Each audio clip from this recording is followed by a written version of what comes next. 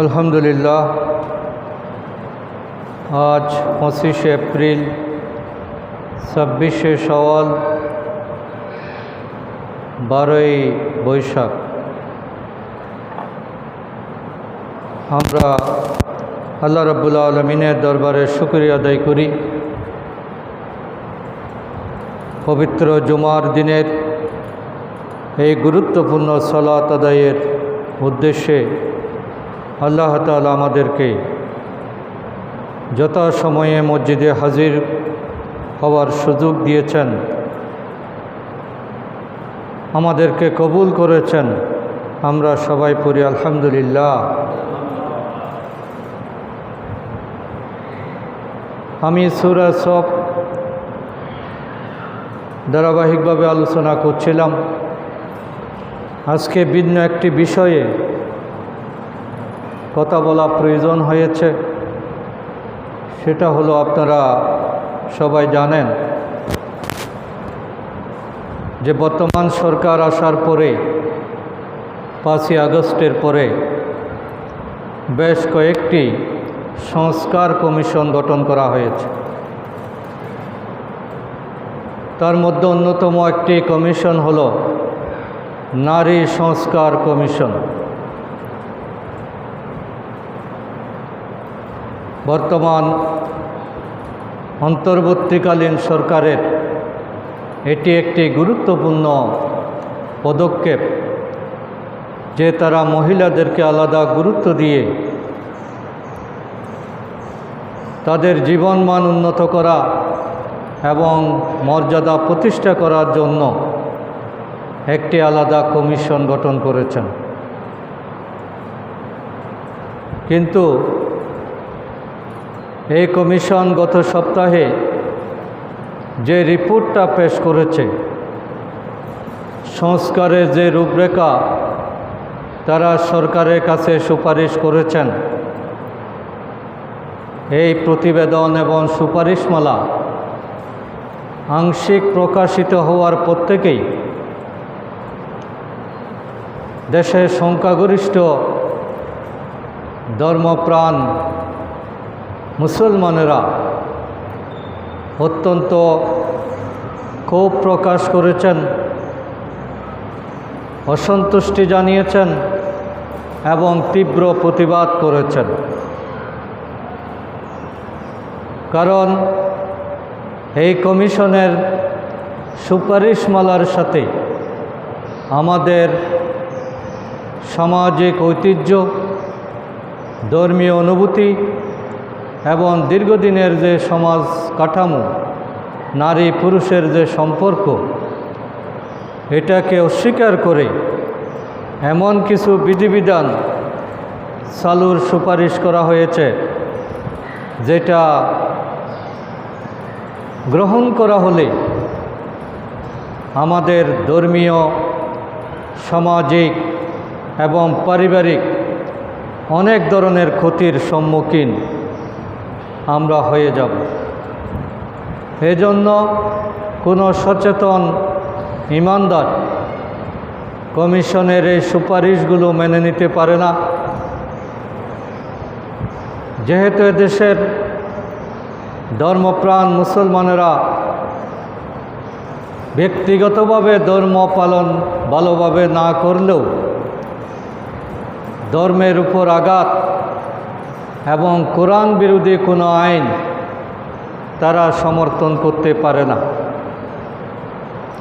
এজন্য সম্প্রতি নারী বিষয়ক সংস্কার কমিশনের পক্ষ থেকে সরকারের নিকট যে প্রতিবেদন এবং সুপারিশমালা জমা দেওয়া হয়েছে, তা আমাদের সংখ্যাগরিষ্ঠ ধর্মপ্রাণ মুসলমানদের ধর্মীয় বিশ্বাস, পারিবারিক মূল্যবোধ এবং ঐতিহ্যের উপর সরাসরি আঘাত হেনেছে।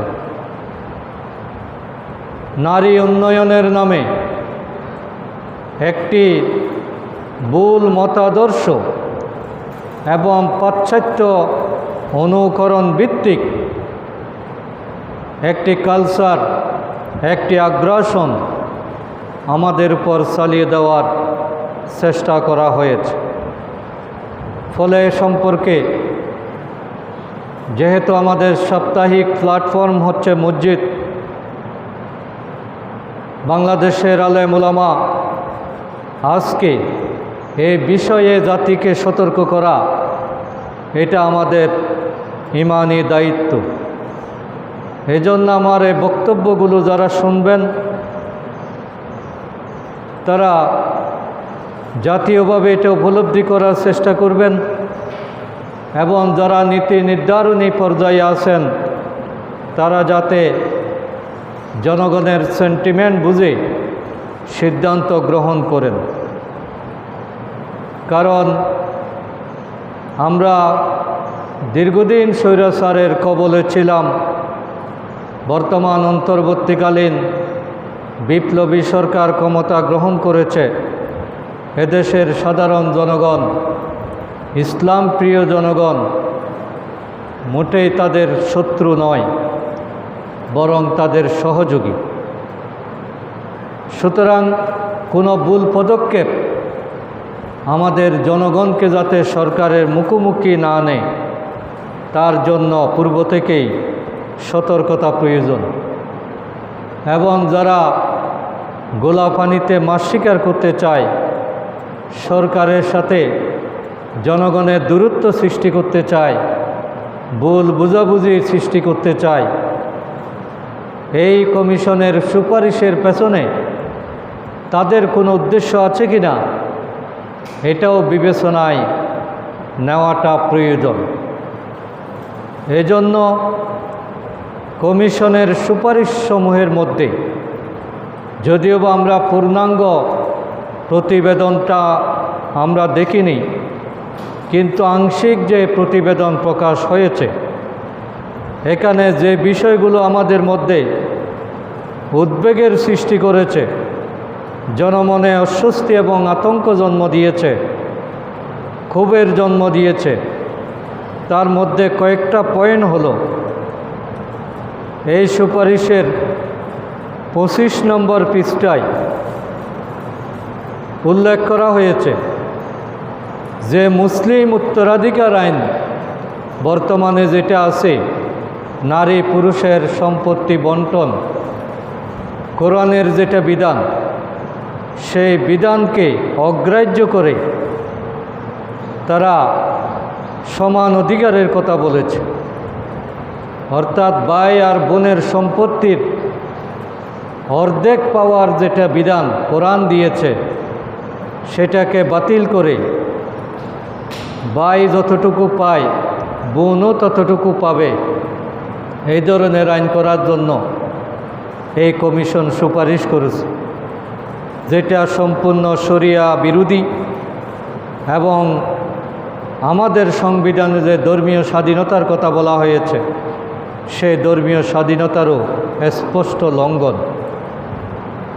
কারণ আল্লাহ তাআলা এই বিধান কেন নাজিল করেছেন এটা গভীরভাবে বিশ্লেষণ না করে এর বিরোধিতা করা এবং এটাকে অস্বীকার করা এটা সুস্পষ্ট কুফরি।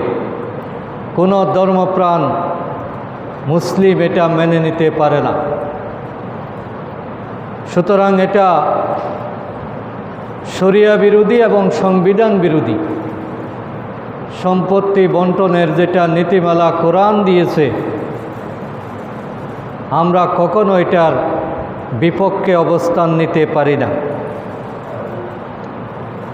দ্বিতীয়ত তারা যেটা এই প্রতিবেদনের 9 পৃষ্ঠায় সুপারিশ করেছে সেটা হলো সকল ধর্মের জন্য একই ধরনের পারিবারিক আইন।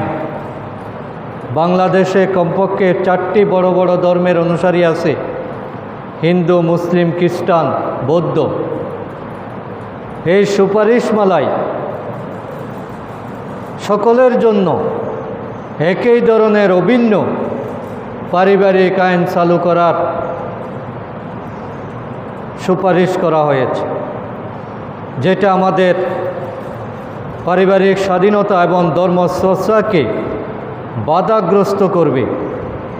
কারণ ধর্মীয় কালচারগুলো সম্পূর্ণ বিপরীত। এক ধর্মের জন্য যেটা অনুমোদিত, আরেকটা ধর্মের জন্য সেটা নিষিদ্ধ।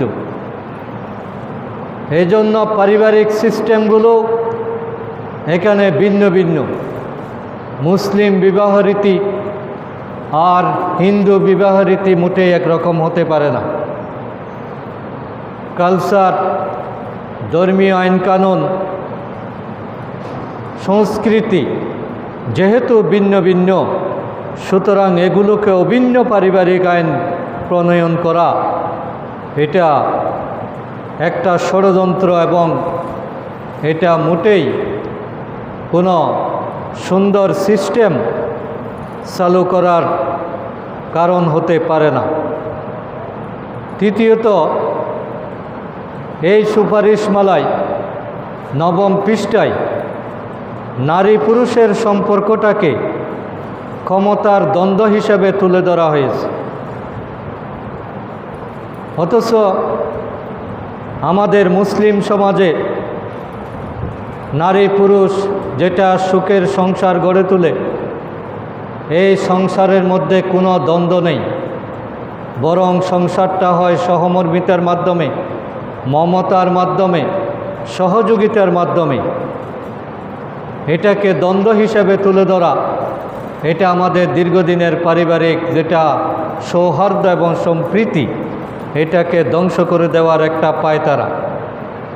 এখানে কোনো স্ত্রী কখনো মনে করে না যে আমি স্বামীর গোলামি করতেছি, মা মনে করে না যে আমি সন্তানের জন্য কষ্ট করছি, বরং কষ্ট করতে পারার মধ্যেই তার আনন্দ। পিতাকে সহযোগিতা করার মধ্যেই ছেলের আনন্দ, স্বামীর খেদমত করার মধ্যেই মহিলা আনন্দ পায়। সুতরাং এই ধরনের একটা স্বাভাবিক পরিবেশকে অস্বাভাবিকতার দিকে ঠেলে দেওয়া এবং দ্বন্দ্ব সংঘাতের ন্যায় বিষয়গুলো তুলে ধরা,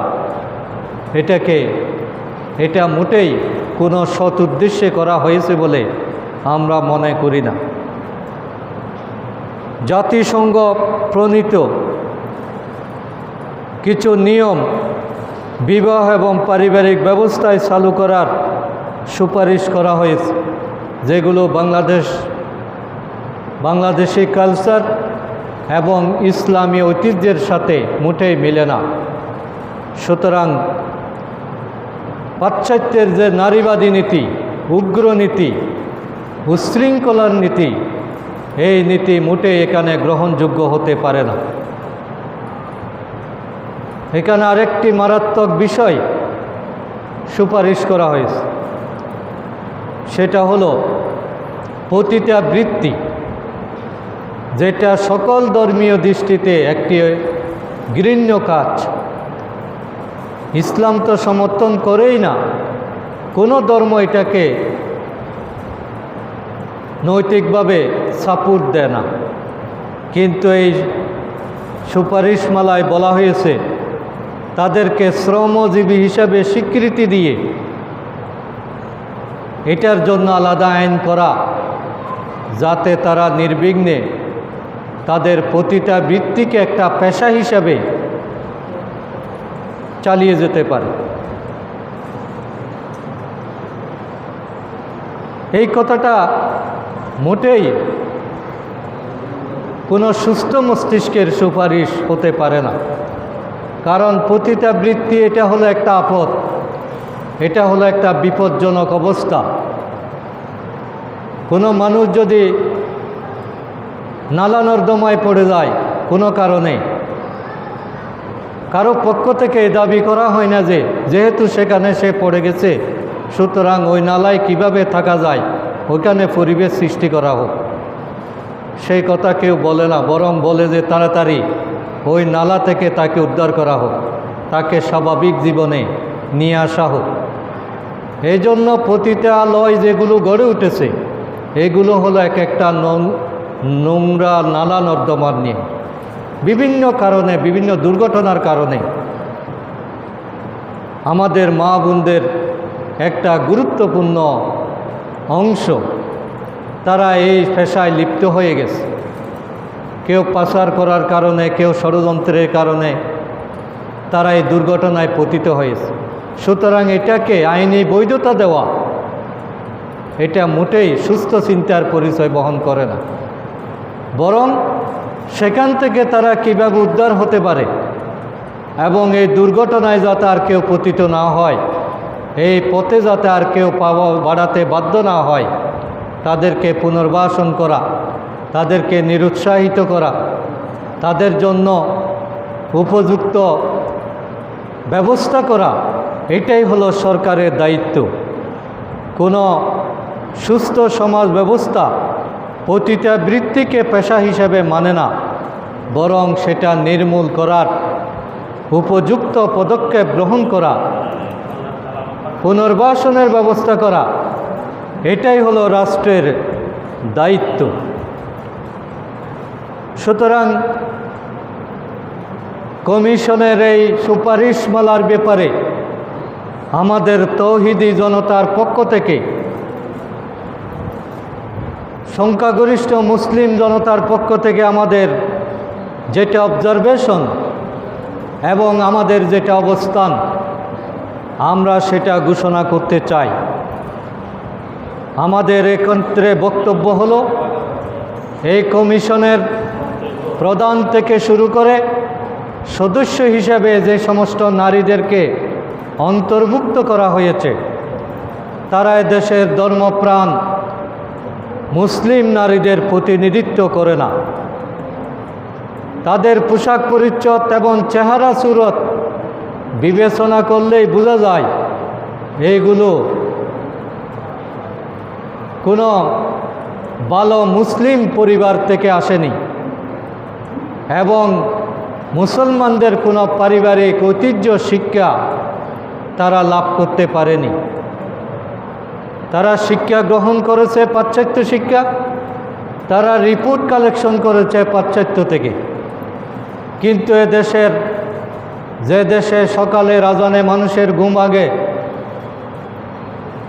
সে দেশের মুসলিম নারীরা কিভাবে তাদের ধর্মীয় মর্যাদা রক্ষা করবে এই ধারণা তাদের নেই। ফলে বৃহত্তর জনগোষ্ঠীর যেটা প্রতিচ্ছবি এই কমিশনের সদস্যদের মাধ্যমে এটা কখনো আদায় হতে পারে না। তাই এই কমিশনের কোনো গবেষণা, এটাকে আমরা গবেষণা বলতে পারি না, বরং বলতে পারি এটা একটা ছাপিয়ে দেওয়া এক পেশে মন্তব্য। এবং এখানে গবেষণার যেটা নীতিমালা, এগুলো আসলে অনুসরণ করা হয়নি।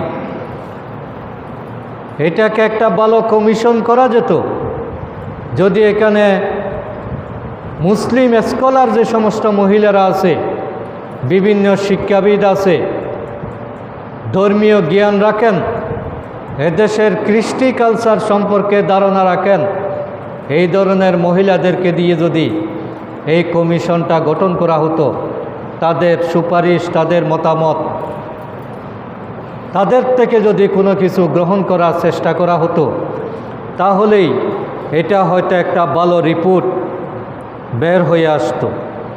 সুতরাং নারী উন্নয়নের নামে ধর্মীয় বিধানকে অস্বীকার করা, ধর্মীয় বিধানের মধ্যে পরিবর্তন করার যে অপচেষ্টা, এটা অনেকটা ধর্ম অবমাননার শামিল এবং দেশকে একটি অস্থিতিশীলতার দিকে নিয়ে যাওয়ার একটি গভীর ষড়যন্ত্রের অংশ। আমাদের প্রতিবেশী দেশসহ কোনো দেশ এখন চায় না যে আমরা স্থিতিশীলতা অর্জন করি, আমরা আমাদের ইতিহাস ঐতিহ্য নিয়ে এগিয়ে যাই, এখানে ধর্মীয় কালচার সমৃদ্ধ হোক, এটা তারা কিন্তু চায় না। এই জন্য নারী কমিশনের মাথার উপর ভর করে তারা একটি অনৈতিক, অপ্রাসঙ্গিক, অবৈজ্ঞানিক এবং বিশৃঙ্খলাপূর্ণ একটি সুপারিশমালা সরকারের কাছে জমা দিয়েছে, যেটা ইতিমধ্যেই আমাদেরকে গভীর শঙ্কা এবং উদ্বেগের মধ্যে নিক্ষিপ্ত করেছে। যারা এই কমিশন পড়েছেন, সচেতন সকল মুসলিম স্কলাররা, রাজনৈতিক দলগুলো এটার গভীর প্রতিক্রিয়া পেশ করেছে এবং অসন্তোষ জানিয়েছে। এ সংক্রান্ত আমাদের দাবি হলো নারী সংস্কার কমিশনের যে সুপারিশ এবং প্রতিবেদন এটা অবিলম্বে প্রত্যাহার করতে হবে। ধর্ম, সংস্কৃতি এবং জনমতকে অবজ্ঞা করে গঠিত বর্তমান কমিশন বাতিল করে ধর্মীয় সামাজিক বাস্তবতায় বিশ্বাসী প্রতিনিধিদের নিয়ে নতুনভাবে কমিশন পুনর্গঠন করতে হবে। পতিতাবৃত্তি নির্মূলের কার্যকর ব্যবস্থা নিতে হবে এবং সংশ্লিষ্ট নারীদের মানবিক ও হালাল উপায়ে পুনর্বাসনের ব্যবস্থা গ্রহণ করতে হবে। ধর্মীয় বিধানসমূহকে সংবিধানের আলোকে রক্ষা করে নারী উন্নয়নের জন্য একটি ভারসাম্যমূলক এবং সমাজ বান্ধব রূপরেখা প্রণয়ন করতে হবে। এই দাবিগুলো আমরা সরকারের কাছে রাখতে চাই এবং এগুলো শুধু কোনো ব্যক্তির দাবি না, এটা হলো বৃহত্তর জনগোষ্ঠীর ইমানি চাহিদা এবং বাংলাদেশের সংখ্যাগরিষ্ঠ মুসলমান হলো মুসলমানদের অর্ধেকই নারী। সুতরাং তাদেরকে অবহেলা করে, তাদেরকে ভুল পথে পরিচালিত করে কখনো জাতীয় উন্নয়ন বা দেশের উন্নয়ন সম্ভব নয়। আমরা দুঃখের সাথে লক্ষ্য করি ওই কমিশনে যারা আছে সবার নাম কিন্তু মুসলমান নাম, কিন্তু মুসলমান নামদারি হলেও তাদের চেহারায়, তাদের পোশাকে, তাদের আকীদায় মুসলমানের কোনো বৈশিষ্ট্য ফুটে ওঠে না। ওখানে প্রায় মুসলিম নারী দেখা গেল যে কপালে টিপ পরেছে, বড় বড় লাল টিপ পরে তারা চলাফেরা করে। তাহলে এই টিপ পরা তথাকথিত মুসলিম নারীদের দিয়ে বাংলাদেশের মুসলমান নারীদের কখনো ভালো সুপারিশ এটা আসতে পারে না। তাদের তো ধর্ম সম্পর্কে কোনো জ্ঞানই নেই, ইতিহাস সম্পর্কে তারা জানে না। তারা অন্যের রেখে যাওয়া কিছু মুখস্থ বুলি এখানে সংযুক্ত করেছে এবং জেনে শুনেই একটি সামাজিক অস্থিরতা জন্ম দেওয়ার জন্য উদ্দেশ্যমূলকভাবে এই রিপোর্টটা পেশ করেছে বলে আমাদের দৃঢ় বিশ্বাস। বাংলাদেশের সংখ্যাগরিষ্ঠ মুসলমানেরা এই ষড়যন্ত্র সম্পর্কে সচেতন হতে হবে এবং সেই সচেতনতার অংশ হিসেবে আজকের আলোচনায় আমি বলতে চাই যে ইসলাম আমাদেরকে কখনো ঠকায় নাই। ইসলাম নারীদেরকে সবসময় জিতিয়েছে এবং অধিকারের সুরক্ষা দিয়েছে। ইসলাম যে নারীদেরকে কতটুকু উপকার করেছে, আমরা যদি অন্যান্য ধর্মের কিছু আলোচনা শুনি, তাদের ধর্মীয় পুস্তকের নারী সম্পর্কে মন্তব্যগুলো যদি আমরা জানার চেষ্টা করি, তাহলে বুঝতে পারব যে ইসলাম ধর্ম নারীকে কত বেশি মর্যাদা দিয়েছে। যেমন ইহুদি ধর্মে নারীদেরকে বলা হয়েছে যে সমস্ত ধ্বংস এবং পতনের মূল কারণ হলো নারী। মহিলারা সমস্ত অন্যায়, অভিশাপ, এটার মূল কারণ হলো নারী। বেহেশত থেকে চলে আসার পেছনে তারা নারীকে দায়ী করে, কিন্তু ইসলাম এটা সমর্থন করে না। ইসলামের কনসেপ্ট হলো যে বেহেশত থেকে বিতাড়িত হওয়া এটা কোনো শাস্তি না, এটা হলো আল্লাহ তাআলার সিদ্ধান্ত। আল্লাহ তাআলা আদম এবং হাওয়াকে বেহেশতে রাখানোর জন্য সৃষ্টি করেন নাই, তাদেরকে সৃষ্টি করেছেন দুনিয়ায় পাঠানোর জন্য। এই জন্য দুনিয়ায় পাঠানোটা কোনো পানিশমেন্ট না, এটা হলো আল্লাহ তাআলার পরিকল্পনার অংশ এবং এই পরিকল্পনা বাস্তবায়নের জন্য আদম এবং হাওয়া দুইজনেই সমান দায় দায়িত্ব। তারা কিন্তু কেউ একজনের উপর দায় দায়িত্ব চাপানো যায় না। নারী জাতিকে ইহুদি ধর্মে প্রতারক বলা হয়েছে। তাদের মর্যাদা হলো সর্বোচ্চ দাসী বা চাকরানি। ইহুদি ধর্মে বলা হয়েছে যে কোনো বাবার যদি কোনো পুত্র সন্তান না থাকে তাহলে তার সম্পত্তিগুলো কোনো কন্যা সন্তান পাবে না।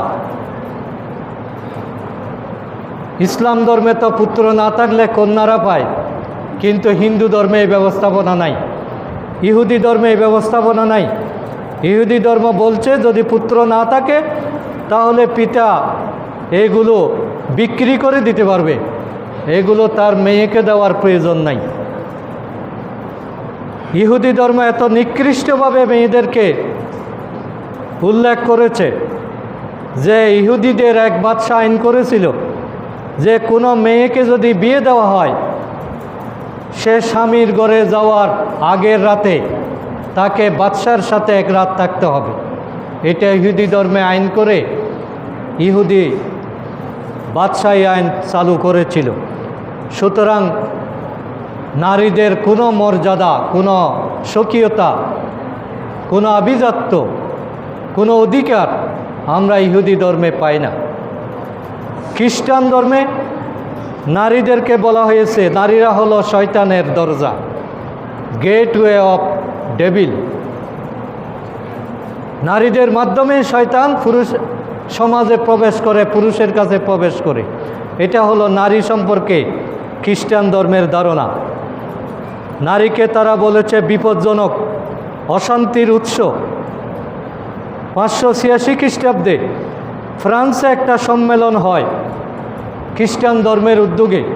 সেখানে বিভিন্ন পর্যায়ের খ্রিস্টান ধর্মের যারা পণ্ডিত এবং ধর্মীয় পাদ্রী তারা সবাই সমবেত হয়ে তারা একটা বিষয়ে গবেষণা করতে লাগলো যে নারী বলতে যেটা বোঝায় মহিলা, এরা কি মানুষ নাকি পশু, মানুষ এবং পশু কিনা, এই বিষয়ে তারা সন্দেহ প্রকাশ করতে লাগলো।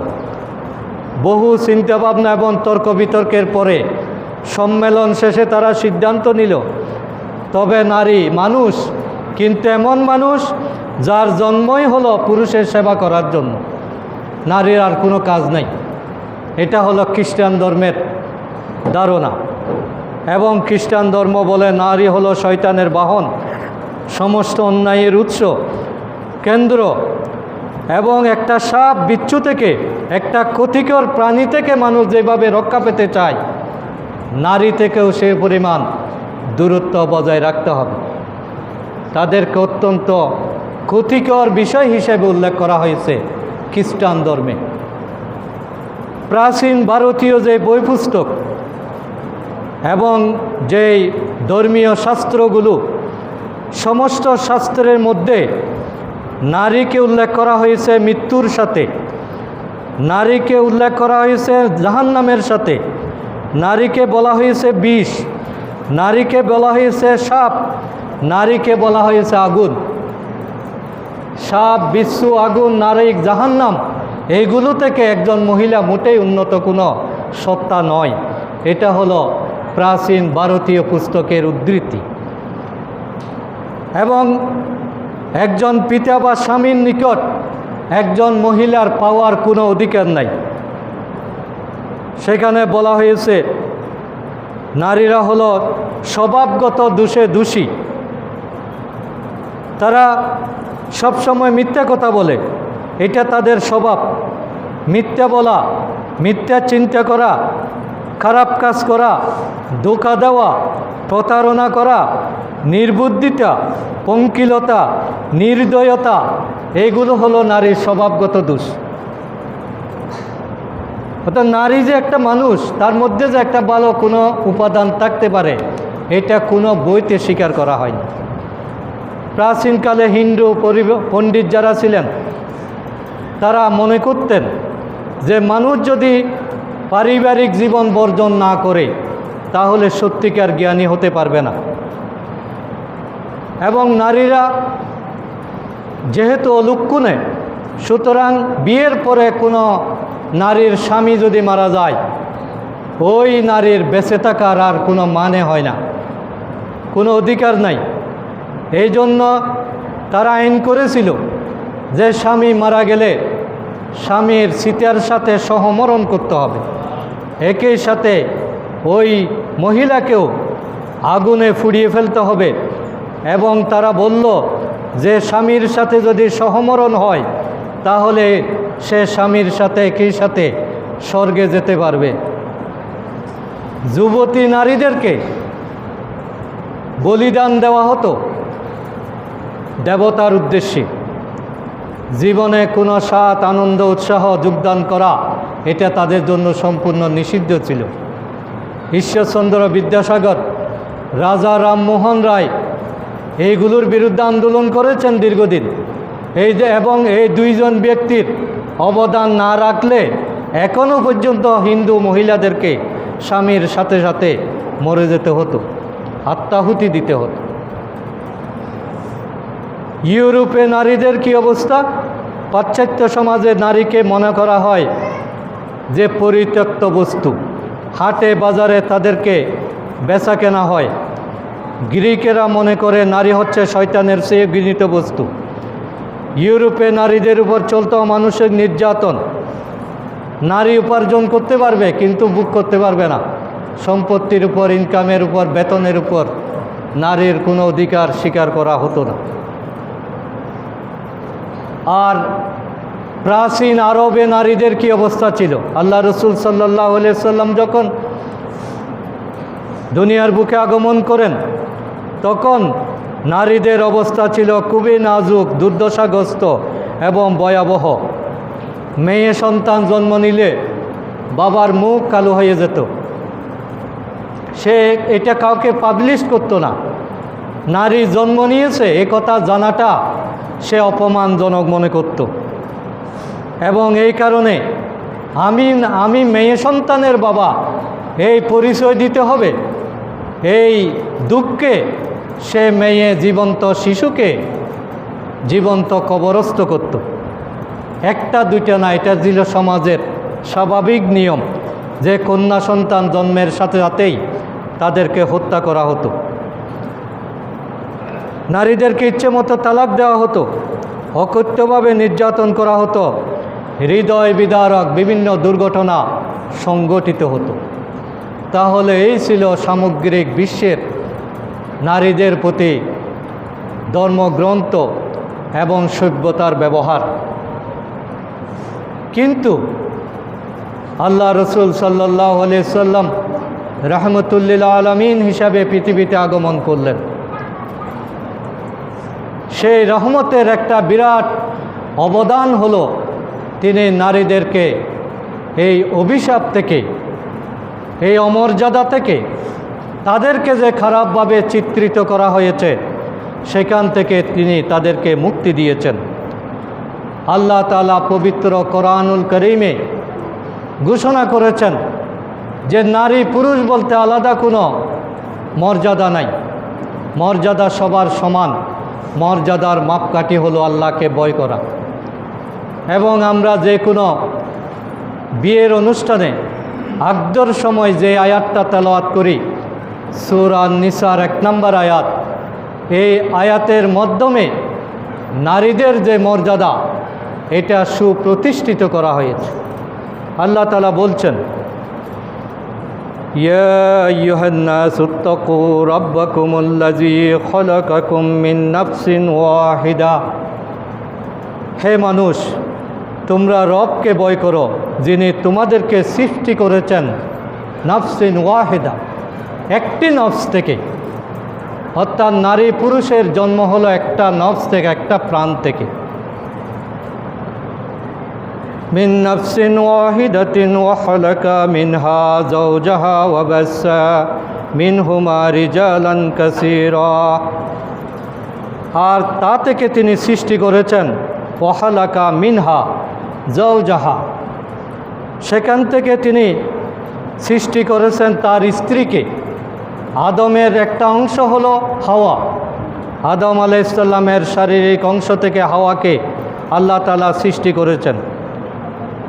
وبث منهما رجالا كثيرا ونساء এবং সেই নারী পুরুষ থেকে একজন পুরুষ একজন নারী এই যে বংশধারা সেখান থেকেই আল্লাহ তাআলা অসংখ্য মানুষকে ছড়িয়ে দিয়েছেন।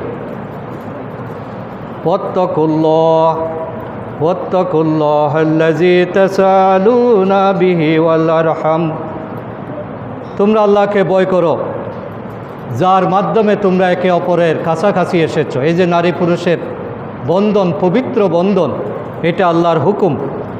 আল্লাহ এভাবে নারী এবং পুরুষকে এক জায়গায় বসবাসের সুযোগ দিয়েছেন এবং এই ক্ষেত্রে আল্লাহ তাআলা বলছেন তোমরা অধিকারের ব্যাপারে, সম্মানের ব্যাপারে, মর্যাদার ব্যাপারে আল্লাহকে মেনে চলো, আল্লাহকে ভয় করতে থাকো। ইন্নাল্লাহা কানা আলাইকুম রাকিবা, কারণ আল্লাহ হচ্ছেন তোমাদের উপর সবচেয়ে বড় পর্যবেক্ষক। তোমরা যদি রক্ত সম্পর্কের ব্যাপারে, এ আত্মীয়তার ব্যাপারে আল্লাহকে অস্বীকার করো, আল্লাহর হুকুম মেনে না চলো, তাহলে তোমাদের জীবনে বিপর্যয় নেমে আসবে। তিনি তোমাদের সব কিছু দেখছেন। সুতরাং ইসলাম নারীকে মা হিসাবে মর্যাদা দিয়েছে, নারীকে স্ত্রী হিসেবে মর্যাদা দিয়েছে, নারীকে কন্যা হিসেবে মর্যাদা দিয়েছে এবং সকল কিছুতে নারীর অংশগ্রহণ এটাকে ইসলাম উৎসাহিত করেছে। এই বিশ্বের যা কিছু মহান সৃষ্টি চির কল্যাণকর, অর্ধেক তার আনিয়েছে নারী, অর্ধেক তার নর। নারী পুরুষ হলো একটা সমাজ জীবনের দুইটা চাকা। সাইকেলের, মোটর সাইকেলের যেমন দুইটা চাকা ছাড়া সামনে যাওয়া যায় না, দুইটা চাকাই সমান সাইজের, সমান দামের, সমান গুরুত্বপূর্ণ। কেউ কোনটা হয়তো সামনে, কোনটা পেছনে, কিন্তু সামনেরটা বলতে পারবে না যে তুমি পিছনে, তোমার মর্যাদা কম। পিছনেরটা বলতে পারবে না যে আমি পিছনে, এই জন্য আমি ওদিকে গেলাম। দুইটাকে সমান তালে চলতে হবে। ইসলাম এটাকে স্বীকার করেছে। মা হিসাবে ইসলাম নারীর যে মর্যাদা দিয়েছে, আল্লাহ রসুল বলছেন আল জান্নাতু তাহাতা আকদামাল উম্মাহাত, যে মায়ের পায়ের তলে সন্তানের বেহেশত। তুমি বেহেশতে যেতে চাও, মায়ের সেবা করো। পুরুষের পায়ের তলে জুতা, স্যান্ডেল, আর মায়ের পায়ের তলে বলা হয়েছে জান্নাত। তাহলে নারী জাতিকে আল্লাহ রসুল কোন জায়গায় পৌঁছিয়ে দিলেন? আল্লাহ রসুলের কাছে সাহাবায়ে ইকরাম জিজ্ঞেস করলেন, ইয়া রাসূলুল্লাহ, আমি কার সেবা করব? আল্লাহ রসুল বলছেন তোমার মা। এরপরে কার? তোমার মায়ের। এরপরে কার? তোমার মায়ের। এরপরে কার? তোমার বাবার। 3 গুণ বাড়িয়ে দিলেন। কারণ আমাদের মায়েরা আমাদেরকে বাঁচানোর জন্য, বড় করার জন্য 3টা বড় বড় কষ্ট স্বীকার করেছেন, যেগুলো কোনো বাবাকে করতে হয় না। এই জন্য মায়ের মর্যাদা 3 গুণ। মারা আমাদেরকে গর্ভে ধারণ করেছেন 9 মাস। এই 9 মাসের এই গর্ভধারণের কষ্ট, এটা কোনো বাবাকে করতে হয় না। এই কারণে মায়ের মর্যাদা বেশি। মায়েরা আমাদেরকে প্রসব করার জন্য যে কষ্টটা করেছেন, এটা কোনো পুরুষকে করতে হয় না। এই কারণে মায়ের মর্যাদা বেশি। আর মারা যদি আমাদেরকে 2 বছর দুধ না খাওয়াতেন, লালন পালন না করতেন, তাহলে আমরা বেঁচে থাকতাম না। প্রত্যেকটা সন্তানের বেঁচে থাকার পেছনে, বড় হওয়ার পেছনে মায়ের বিনিদ্র রজনী, অবিরন্ত পরিশ্রম, এটা বর্তমান। এই জন্য আল্লাহ রসুল মায়ের মর্যাদাকে 3 গুণ বাড়িয়ে দিয়েছেন এবং সব জায়গায় মা বাবাকে একই সাথে মর্যাদার কথা বলেছেন। সূরা বাকারার 83 নম্বর আয়াত, সূরা আল আনামের 151 নম্বর আয়াত, সূরা বনি ইসরাইলের 23-24 নম্বর আয়াত, সূরা লুকমানের 14 নম্বর আয়াত, সবগুলোতে মা বাবার কথা আল্লাহ তাআলা তুলে ধরেছেন। এবং সূরা লুকমানের 14 নম্বর আয়াতে মায়ের কথা আলাদাভাবে উল্লেখ করেছেন। এখান থেকে বোঝা যায় যে ইসলাম নারী জাতিকে কি সম্মান দিয়েছে। আল্লাহ তাআলা বলছেন, ওয়াকাদা রাব্বুকা আল্লা তা'বুদু ইল্লা ইয়াহু, তোমার রব তোমার জন্য বিধিবদ্ধ করেছেন যে তোমরা আল্লাহ ছাড়া আর কারো ইবাদত করবে না, তোমরা শিরক করবে না। এটা আল্লাহর নির্দেশ। ওয়াকাদা রাব্বুকা আল্লা তা'বুদু ইল্লা ইয়াহু ওয়া বিল ওয়ালিদাইনি ইহসানা, আল্লাহর সাথে কাউকে শরীক করবে না। আর সাথে সাথে আল্লাহ যেটা নির্দেশ দিয়েছেন সেটা হলো ওয়া বিল ওয়ালিদাইনি ইহসানা, তোমরা তোমাদের পিতামাতার সাথে সৎ ব্যবহার করো, এহসান করো। তাইলে এহসানের এই ধারণাটা একমাত্র ইসলাম দিয়েছে। ইসলাম নারী জাতিকে কখনো অসম্মান করে নাই, বরং মা হিসাবে আমার সমস্ত শ্রদ্ধা, ভালোবাসা, আন্তরিকতা, খেদমত, আমার সমস্ত আয়োজন সব কিছু প্রথমে নিবেদিত হতে হবে মায়ের সন্তুষ্টির জন্য। মায়ের সন্তুষ্টি আল্লাহর সন্তুষ্টি, বাবার সন্তুষ্টি আল্লাহর সন্তুষ্টি। মা আমার উপর খুশি, আমি জান্নাতি। আবার মা আমার উপর অসন্তুষ্ট, আমি জাহান্নামী। আমার কোনো ইবাদত, আমার কোনো তসবিহ, আমার কোনো দান খয়রাত, আমার কোনো হজ রোজা, কোনো কিছুই কাজে আসবে না যদি আমার মা আমার প্রতি অসন্তুষ্ট থাকে। এই জন্য মায়ের এই মর্যাদাটা শুধুমাত্র ইসলামেই দিয়েছে। আজকে আমরা না বুঝার কারণে সেই ইসলামী বিধানকে আমরা পাল্টে ফেলতে চাচ্ছি। কত দুর্ভাগ্য আমরা, কত কপাল পোড়া যে কোরআন কি বলল, কোরআন যে মর্যাদা যেই মানে জাহান্নাম থেকে আমাদেরকে তুলে আনলো, সেই বিধানটাকে আমরা পাল্টে যাওয়ার চেষ্টা করছি। স্ত্রী হিসাবে নারীর যে অবস্থান আল্লাহ তাআলা তুলে ধরেছেন সেটা হলো, স্ত্রীর মর্যাদা হলো হুন্না লিবাসুল লাকুম, তোমরা একে হলে অপরের জন্য পোশাক। হুন্না লিবাসুল লাকুম ওয়া আনতুম লিবাসুন লাহুন, তোমরা একে অপরের পোশাক। পোশাককে যেমন বিচ্ছিন্ন করা যায় না, সুতরাং কোনো নারী জাতিকে পুরুষ থেকে বিচ্ছিন্ন করা এটা অস্বাভাবিক এবং এটা হয় না। পোশাকের উদাহরণ দিয়ে আল্লাহ তাআলা বুঝাতে চেয়েছেন যে আমরা মানব সভ্যতার জন্য পোশাক যেরকম অপরিহার্য, শান্তির জন্য, সৌন্দর্যের জন্য, প্রশান্তির জন্য, মর্যাদার জন্য যেভাবে পোশাককে আমরা ত্যাগ করতে পারি না, তেমনি আমাদের সামাজিক শান্তি, সমৃদ্ধি, উন্নতি, প্রগতি, সুষ্ঠু আচার আচরণ এটাকে যদি আমরা প্রতিষ্ঠিত করতে চাই তাহলে মহিলাদেরকে সম্মান করতে হবে, তাদেরকে মা হিসাবে সম্মান করতে হবে, স্ত্রী হিসাবে মর্যাদা দিতে হবে, কন্যা হিসাবে আদর, সোহাগ, ভালোবাসা দিয়ে বড় করতে হবে। আল্লাহ রসুল বলেন নাই যে একজন ছেলে সন্তান হলে তুমি জান্নাতি, কিন্তু বলেছেন তোমার যদি একজন কন্যা সন্তান হয় তাকে যদি তুমি ঠিকমতো ইসলামের আলোকে গড়ে তুলতে পারো তাহলে তোমার জন্য একটা জান্নাত। দুইটা কন্যা সন্তান হলে দুইটা জান্নাত, তিনটা কন্যা সন্তান হলে তিনটা জান্নাত। তাহলে যাকে লালন পালনের মাধ্যমে জান্নাত পাওয়া যায়, ইসলাম আসার আগে সেই কন্যা সন্তানকেই জীবন্ত কবর দেওয়া হতো। এখনও এই ইসলাম না বোঝার কারণে, আল্লাহ রসুলের আদর্শ না বোঝার কারণে আমরা কন্যা আসলে মন খারাপ করি, একের পর এক মেয়ে জন্ম দিচ্ছে, এই জন্য অনেক সময় বউকে ডিভোর্স দিয়ে দিই। এইগুলো চরম জাহেলিয়াত ছাড়া, অজ্ঞতা ছাড়া আর কিছু হতে পারে না। কারণ ছেলে হওয়া, মেয়ে হওয়া, এর পেছনে মায়ের কোনো ভূমিকা নাই। এটা আল্লাহ তাআলার হুকুম। ভূমিকা যদি কিছু থাকে সেটা ছেলের, সেটা বাবার, মায়ের ওখানে কোনো ভূমিকা নাই। কিন্তু আমরা সমস্ত দোষ দিই মাকে, স্ত্রীকে। এটা চরম অজ্ঞতা এবং এটা কখনো হতে পারে না।